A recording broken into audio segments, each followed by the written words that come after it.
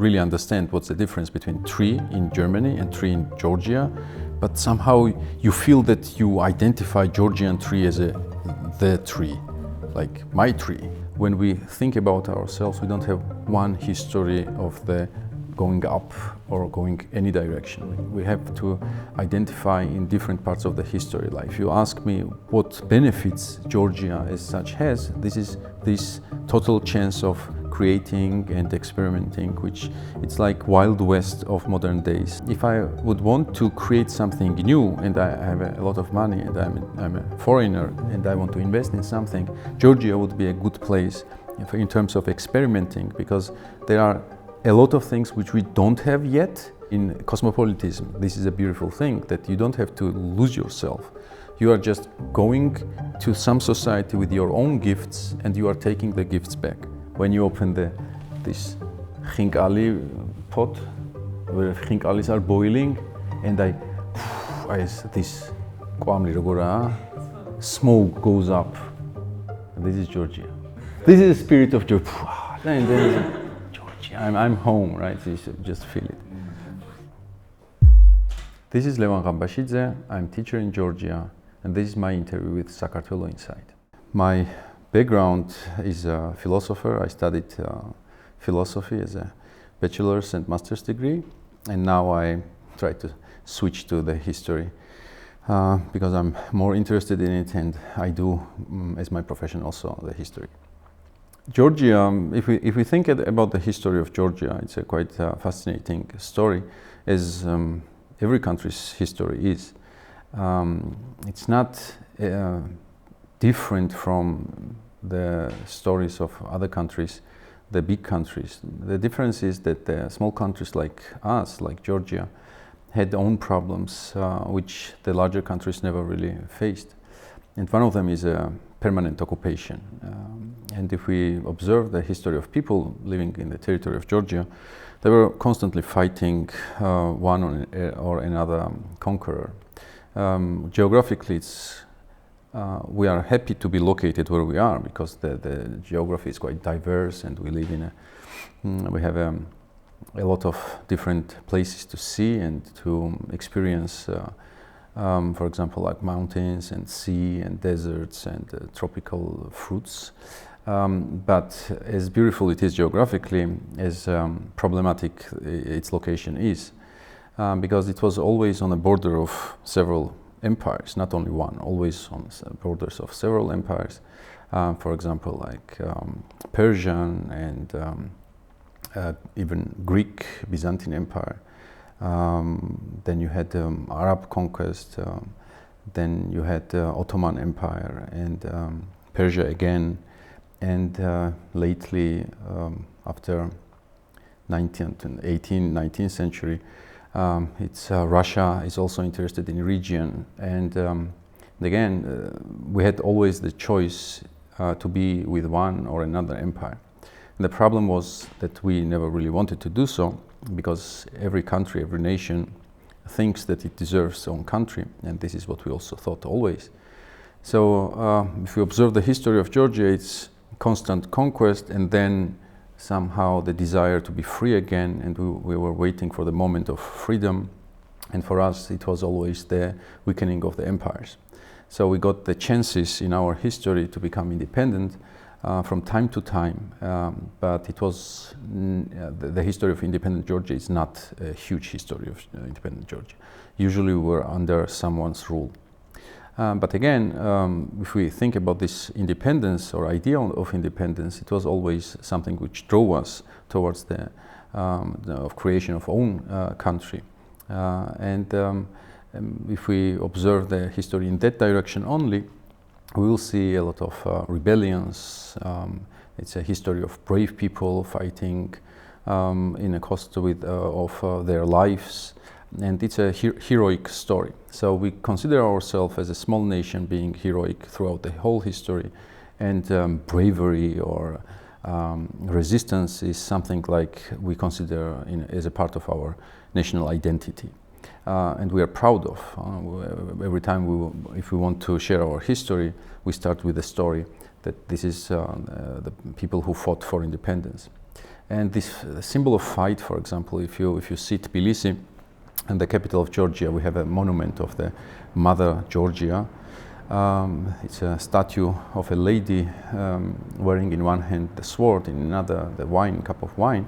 And this shows also how much the fight was the part of our identity. Another one is the hospitality and the wine culture which we have. And it represents that on one hand we are very friendly, and if someone enters Georgia with the friendly intentions, we just give them wine. But if it's enemy, then we fight. And this is also representing our understanding of independence and fight for freedom. The problem of not being free is that you don't do what you want to do. And usually you are influenced by the cultures of the countries you are under which you exist. So the small periods of independence got us the time to create our own cultural valuable artifacts. And again, if we compare with other countries, this is nothing extraordinary what we are talking about. But again, this is very valuable in context of Georgia. For example, if we take the alphabet.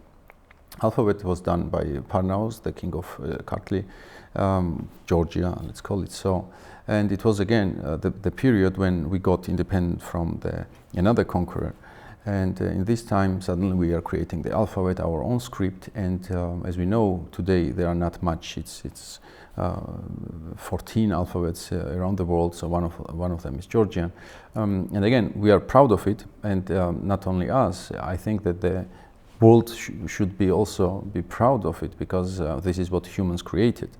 And it shows also that we are capable of, if we have money, we have time, and no one is really telling us what to do. Another valuable period of time is the so-called golden era of Georgian history, when in 12th, 13th century our kings maintained, it was like 100, 200 years of independence and peace. And in this time we created a lot of arts of literature. One of the examples of the literature which is valuable for us and the world is the piece of Shota Rustaveli's The Night in Tiger Skin, which is a poem about friendship, love, philosophy, knights, and quite romantic thing to read and observe. And it was created exactly in the time when we had time to do so. No one else was telling us what to do. It includes also the artifacts like gold, jewelry, for example, philosophy, which was also done in the period of this golden era of Georgia. We created 2 schools in separate parts of Georgia.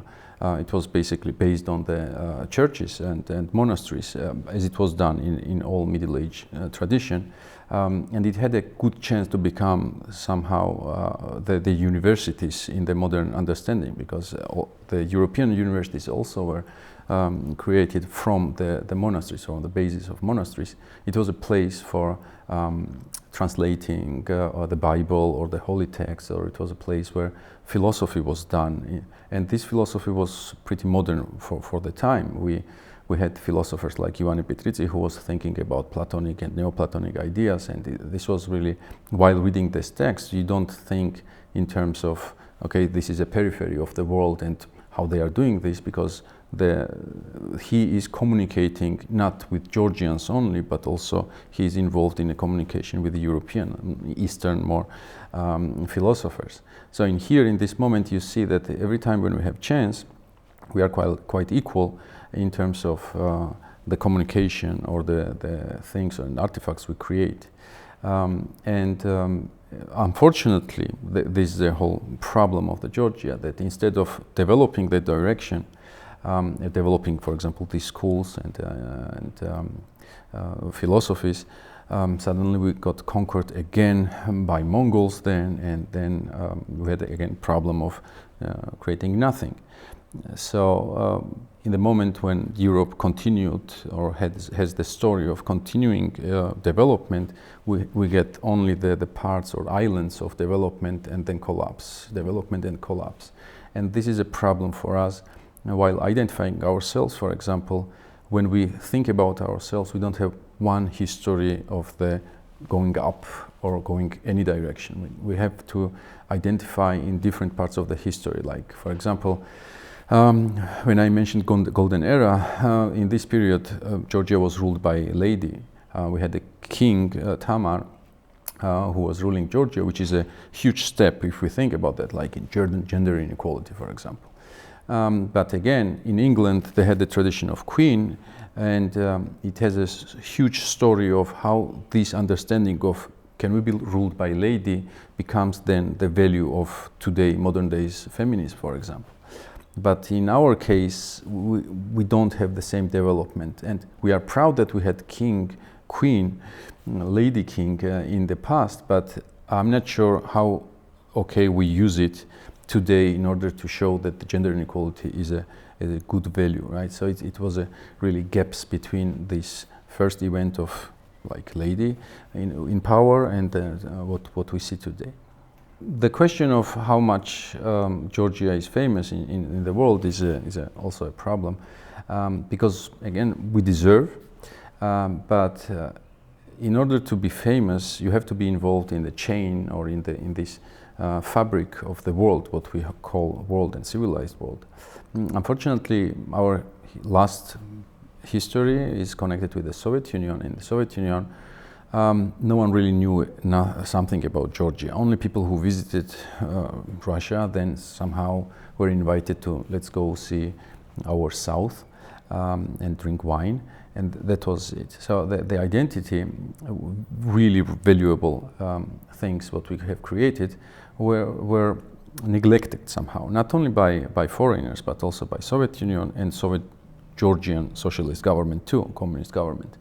And that's why, for example, when I was growing up and first time when I went to Germany and Europe, only thing they knew it was Shevardnadze. And this is where you see why, right? Because Shevardnadze was foreign minister of Soviet Union. He was together with Gorbachev, which was very famous in West, going through the perestroika period.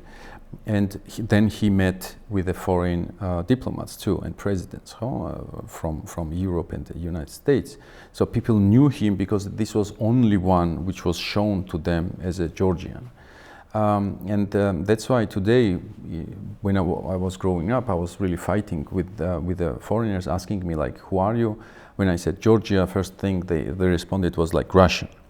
And it was quite upsetting because I knew about myself, I knew about my country, and I understood that the only thing they know that I'm Russian. They even never knew that being a part of Soviet Union never meant to be Russian, right? So, and I had to prove like, no, I speak my own language, which is not connected with Russian, or I have my own ethnicity, I'm not Slav, or we have a lot of achievements in our history, etc., etc. So today we started, let's say last 20 years we started to show or open ourselves to the world.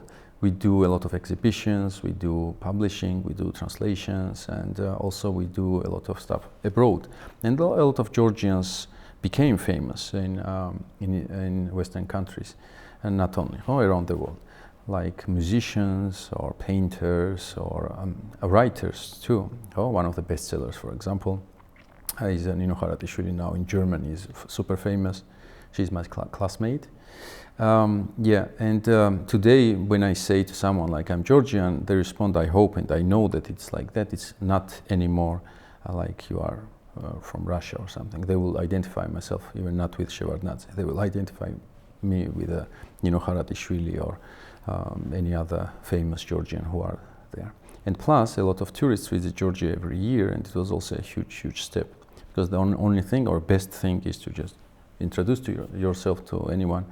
Better than the informational campaign is just to invite them and tell like, look who I am with your own eyes, and then they tell stories, which is important. The first thing First thing is we need peace. According to what I said, it's like if you have peace, then we do stuff. So if we have peace, then we do stuff. We don't need much stuff. We need only peace and security guarantees from NATO, and this is what we do. And then we do everything ourselves. So it's not the infrastructure or something. I will do myself the road if I know that no one will conquer us, right? So I think that if we think how we can be more famous than we are, I think that creating the more bounds with world is the only possibility in this situation. Creating more bounds means that we establish the partnerships around the world in terms of economical relationship or the political or plus cultural too. And we have a huge potential in this sense. And one of the main things in this issue is tourism. I would suggest that we have a huge potential which we never use today, unfortunately, and we can do much more in that direction. For example, if we think about mountaineering of Georgia, we have Caucasus. I mean, there are regions around the world, but they are not infinite numbers of them. You have Alps, you have Himalayas, you have Andes, and then you have Caucasus. And Caucasus has its own fascination, especially for Europeans. When they started to walk around Europe, then the first thing they moved eastwards was Caucasus. And for example, first ascents on our Georgian mountains were done by British and German mountaineers, and those people are very famous in their countries. Like we have mountains like Ushba and Azbeg and Tetnudi and all those beautiful but also hard mountains, which unfortunately only some of them are very famous for mountaineering around the world. We can do much more in that direction. We can introduce ourselves as a place of mountaineering, and but the first thing we should do it ourselves. Because not many Georgians go to mountains, which is also a paradoxical thing. So I think that the government should push towards the more mountaineering, hiking, like active way of life. And this is one of the ways we also can put ourselves on a map, which was done from time to time. It's done. So if we compare how many people go to Georgian mountains, or foreigners, it's pretty much every year it grows, but we can do much more. Another thing is the sea potential what we have, or the wine potential what we have and stuff, which we also can use. And the first thing in that direction is in education. So I would say that if we educate ourselves more to identify, first of all, what precious things we have, and then how we use it with the proper knowledge, this is the key to really make the maximum out of it. Otherwise, I suggest that if everything continues like it is, if we maintain our independence and if we have freedom to do what we really want to do on our terms, then our history shows that we can do it in every direction. So it's just we have to observe ourselves, find our own way, and then just push for it. That's it. I started mountaineering as an old man already, in my old ages. I had a dream to do it always, because I think it started with my parents, because they met in mountains, and the stories from mountains. And when in my childhood there was no electricity and there was nothing, no TV, how we entertained ourselves were the stories of my parents and their friends, and the small slides.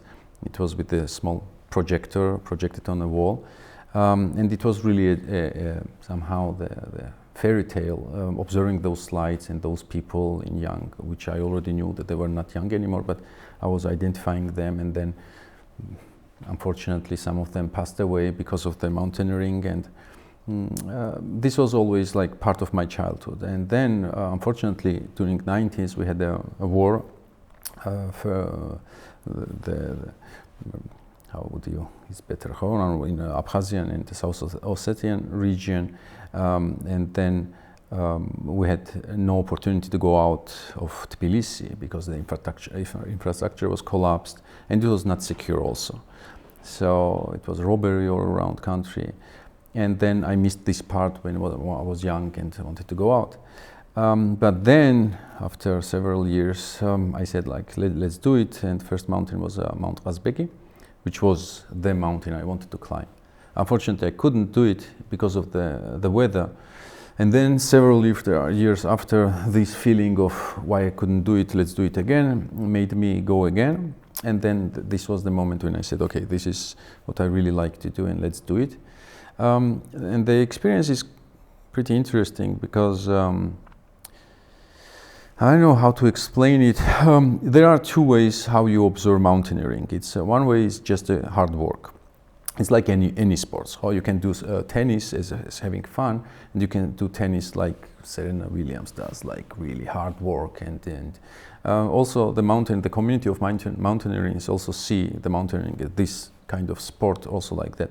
Either is a sport, like look what hard work I did to climb this wall, and another is more spiritual, having fun, meditating part of the mountaineering, which makes actually mountaineering not easily identifiable as a sport, because I don't know if you can write a poem while swimming, for example, or like and you write that's beautiful stuff.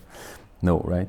But mountain is connected with literature, with poetry, with beauty, and with inspiration and bravery, and with a lot of components. What makes beauty as such, right? It's a spiritual thing because in a lot of religions, mountain is connected with something like divine. People communicate with God on mountains, like Mountain Sinai, when the Moses got his laws, or Zarathustra coming down from mountains. So it's not only for Georgians, but as such, mountain plays a huge role in human's life. We forget it. Today, everything is rational. So I go there, how much will it cost for me, when I will go up, down. But still, I enjoy this feeling, being there without every comfort what you have here, without people who you have here, and with very, very or very basic human needs, like physiology, and that's it. You have to survive, and you don't have anything else. And this condition in which you put yourself helps you to think, and it gives you perspective to look at your life differently from, like, do I need all this stuff what I have there?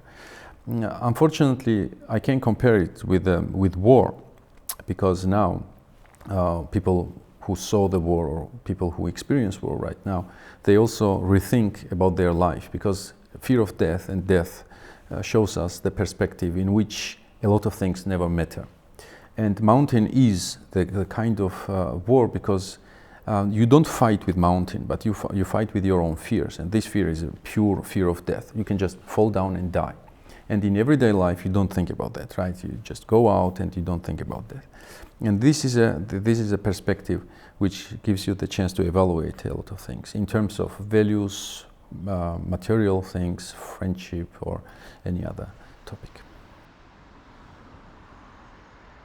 If we think about what huge difference between Georgian society or Georgian country and other countries is the emptiness which we have to feel.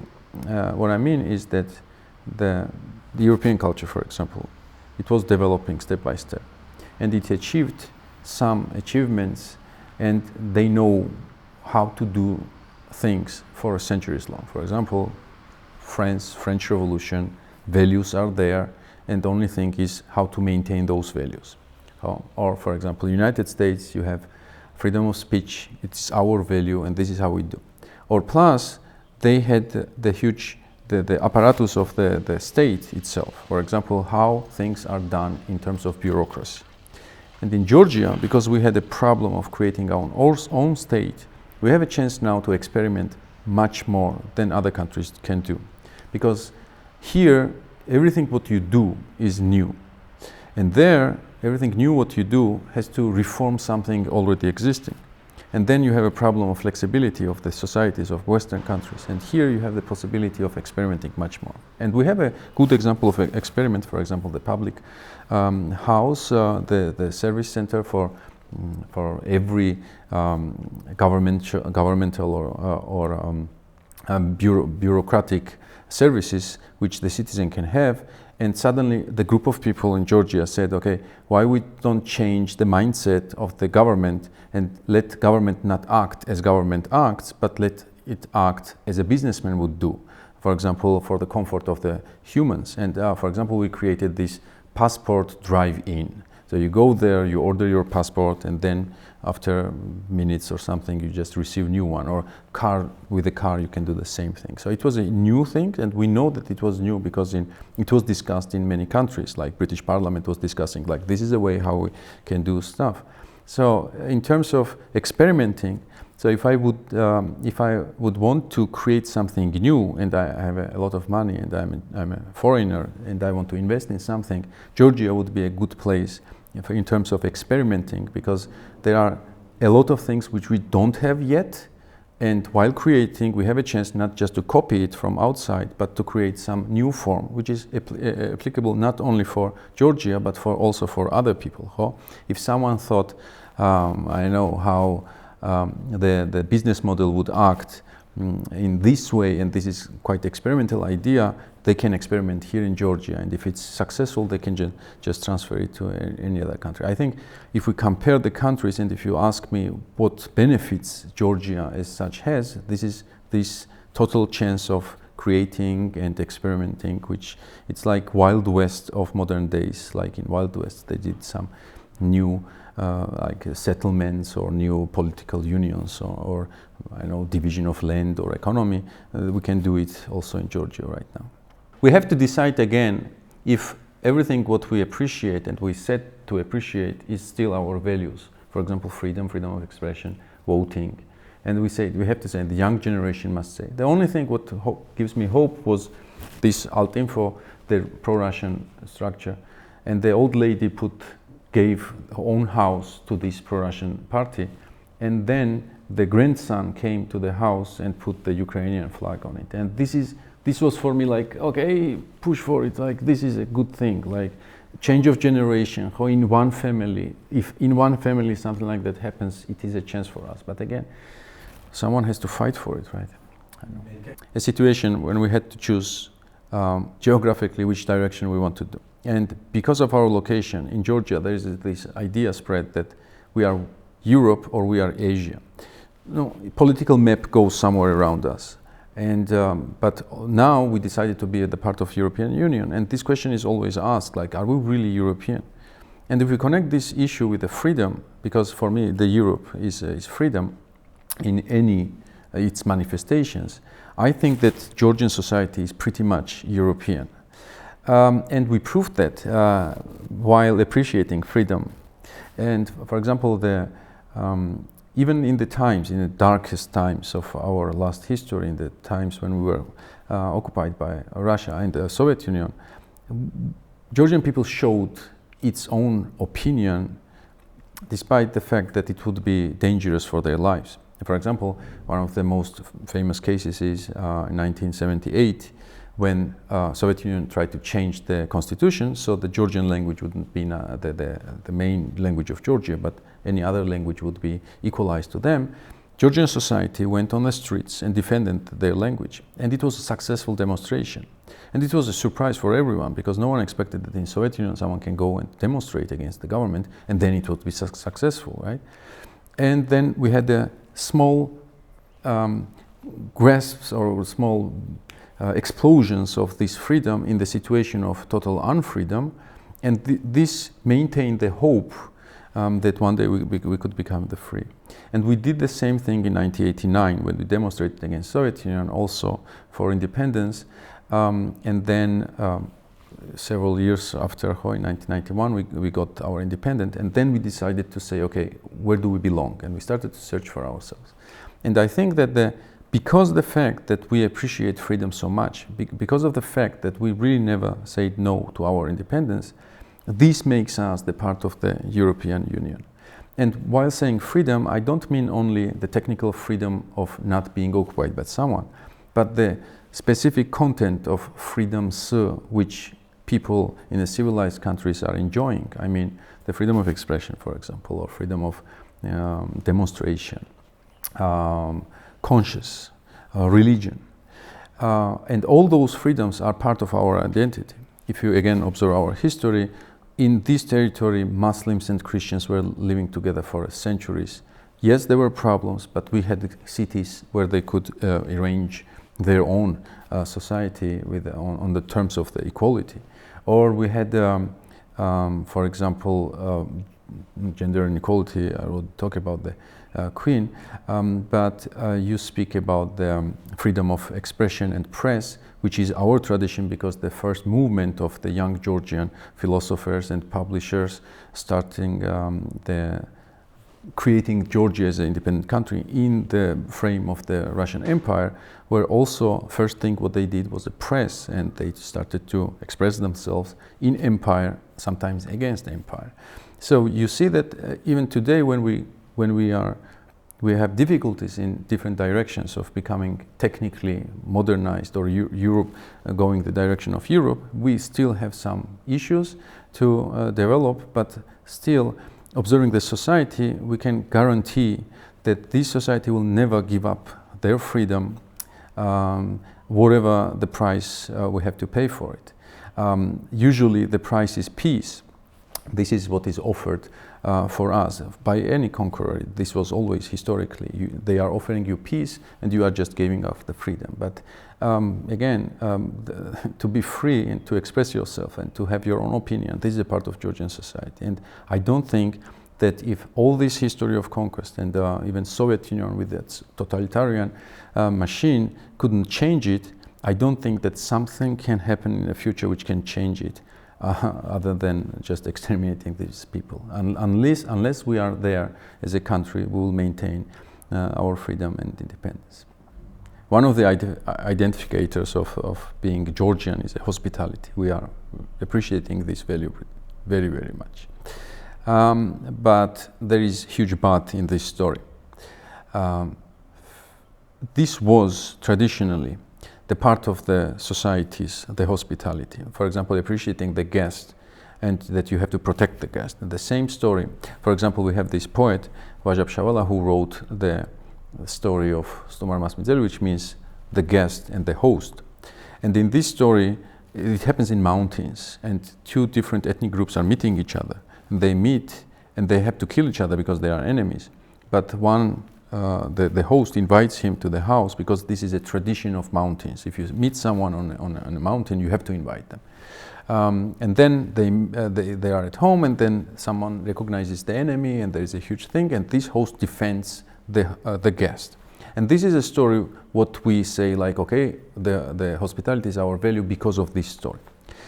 Which is a very, very beautiful thing, and I like this story too, and it's very, very nice. But the same thing about the host and the guest is the Albanian tradition.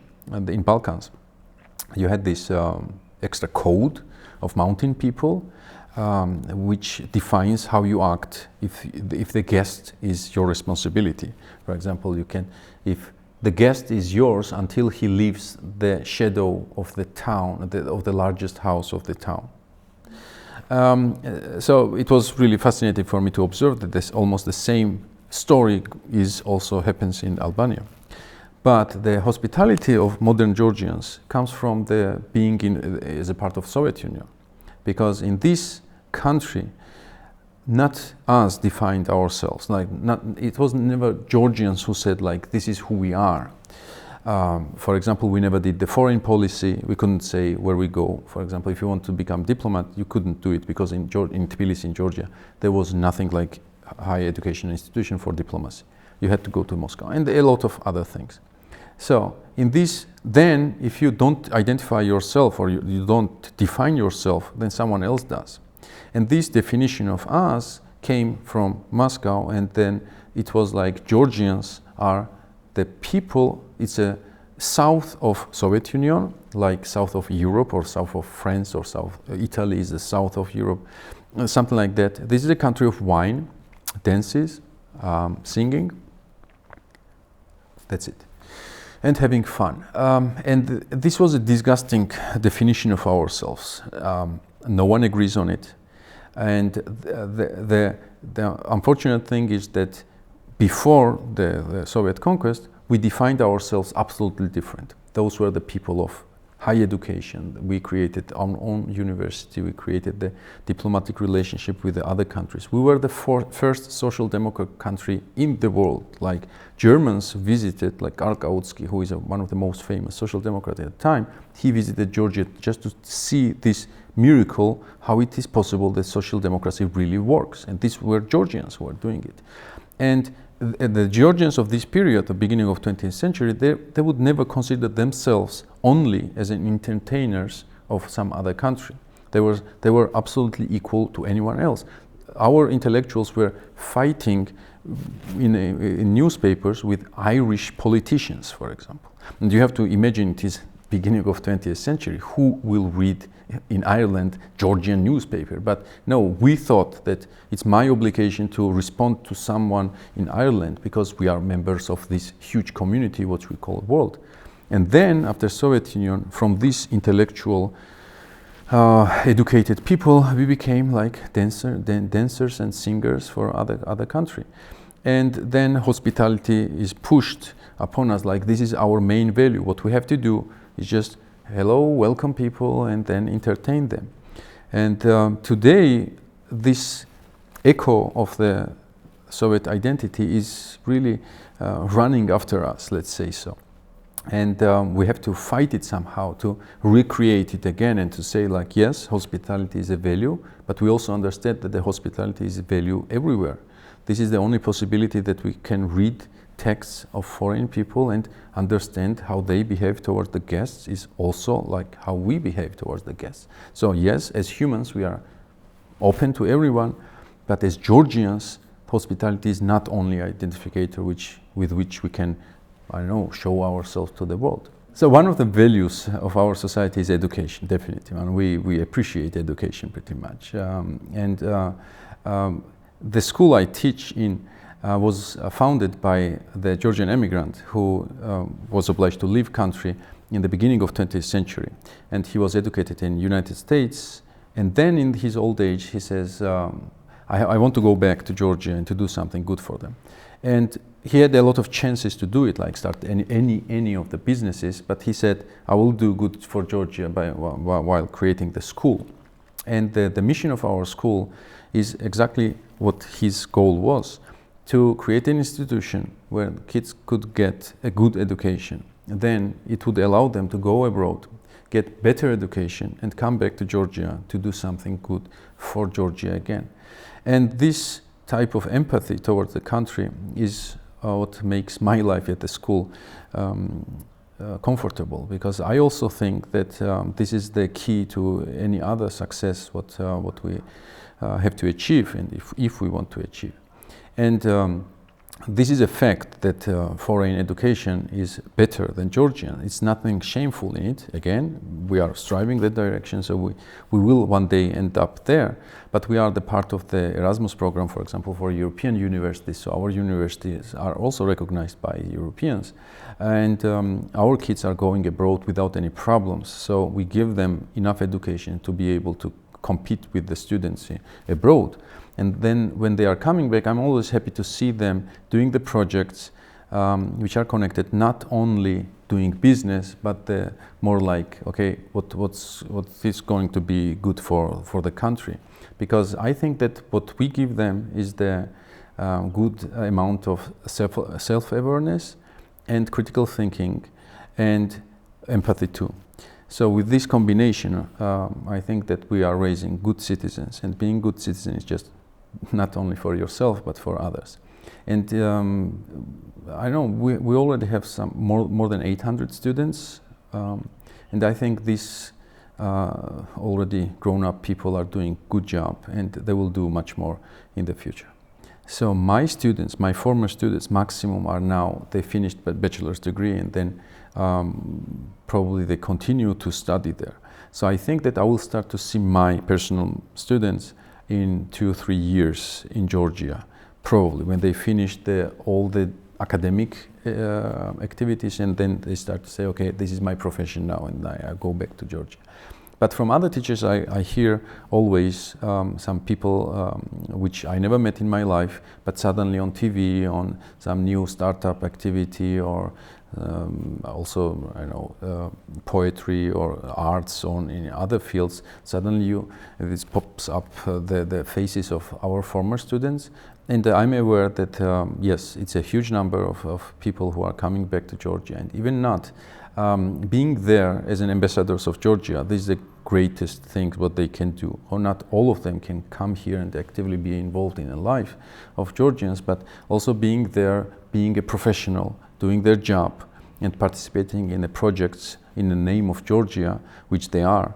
Technically, it helps us also to be, again, our name to be spread around the world. So I think that our school is doing a great job in that direction.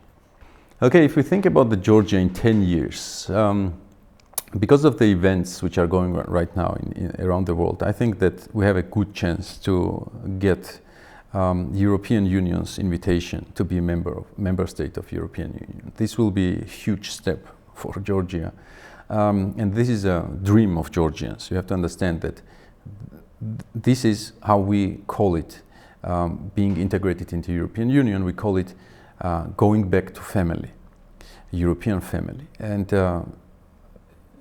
this is what we really believe, that we belong there. I know that there are skeptical understandings also about this issue, like did we achieve that, or would it have problems in the future? But still, this is a society who really believes that it belongs there. So we are doing a lot of things in order to do so, and we did it in the past, and I think that in 10 years we have every chance to get there. And if we have it, it means more freedom for us, more security for us. It means freedom of movement around the globe, and plus all the benefits the communication and with the world gives to you, right? And the Georgian culture, if you think about that, is a mix of any other culture which was here presented while being communicating with other cultures too. So you can see a lot of words in Georgian language which are Arabic or Turkish or Russian we use as a slang sometimes, but it's not pretty much integrated.